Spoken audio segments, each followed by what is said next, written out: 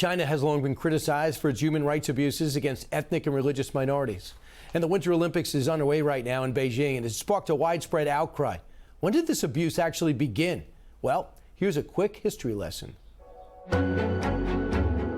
Executions, forced labor, mass sterilization, torture, and sexual abuse. Uyghurs and Kazakhs are among the groups suffering at the hands of the communist country in Xinjiang. The Holocaust Memorial Museum even comparing the ongoing genocide to the Nazis' persecution of 6 million Jews. Primarily Muslim ethnic minority groups make up more than half of Xinjiang's population of 25 million, the largest being Uyghurs. They did get their independence briefly in the early 20th century, but China's new communist government took it all away in 1949. Conqueror of China, Communist General Mao Zedong is welcome to Peking to review his victorious forces. The group was then named one of the country's recognized ethnic minorities, leading to the Xinjiang Uyghur Autonomous Region in 1955. But in 2009, violent riots broke out. Around 200 people killed. The Chinese blaming the deadly protest on Uyghurs, claiming they want their own state. But that hope was dashed for the perceivable future when violence erupted in March of 2014. Uyghur separatists blew up a railway station, killing 31, wounding 141. China's President Xi Jinping elected to take severe action. Documents leaked to the New York Times revealed he directed local officials to respond with, quote, absolutely no mercy. These reports are consistent with an overwhelming and growing body of evidence that the Chinese Communist Party is committing human rights violations and abuses against individuals in mass detention. What does China call them? Re-education camps, claiming it was the only way they could stop separatism and terror in the region. What's the result? Unimaginable ongoing torture, nothing short of genocide.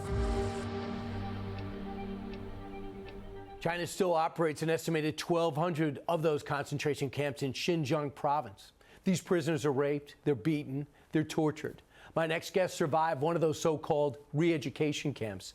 Sayragul Sauytbay worked for the Chinese government as a civil servant back in 2014 and was planning to flee China, but the communist government confiscated her passport. She was concerned for the safety of her husband and her kids, so she sent them away and cut off communication.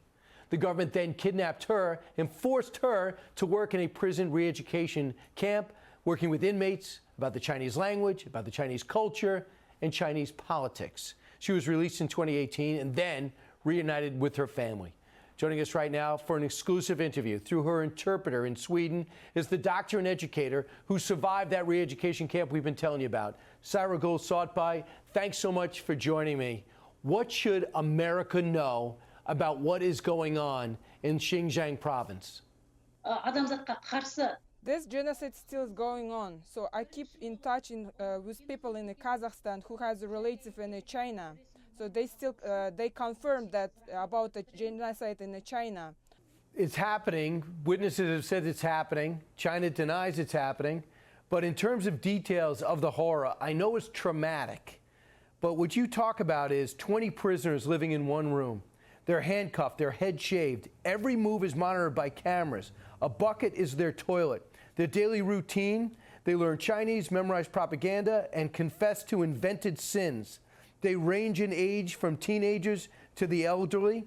They eat bad stuff. Their fingernails are pulled out. They get electric shocks. They're forced sterilization. Is all that true?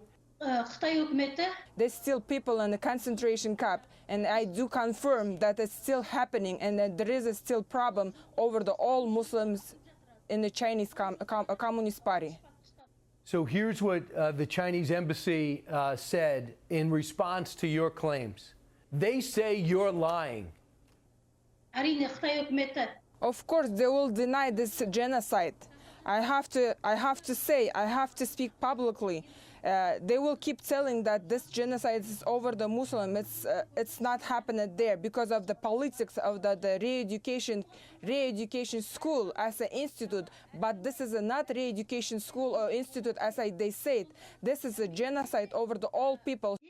One of the worst things you said that you have seen is 200 inmates on the outside, men and women, told of the women to confess their sins. One woman stood there before us, declared that she had been a bad person, but now that she had to confess her sins, she had learned Chinese and she had become a better person. When she was done speaking, the policeman ordered her to disrobe and simply raped her. Yes, she witnessed that situation with the young women. You also said you got your hands on some top secret Chinese information about what the Chinese nation wants to do in the world. Number one, assimilate or eliminate America, annex neighboring countries, occupation of Europe. That's their goal. This is their three-pronged goal. What document did you see?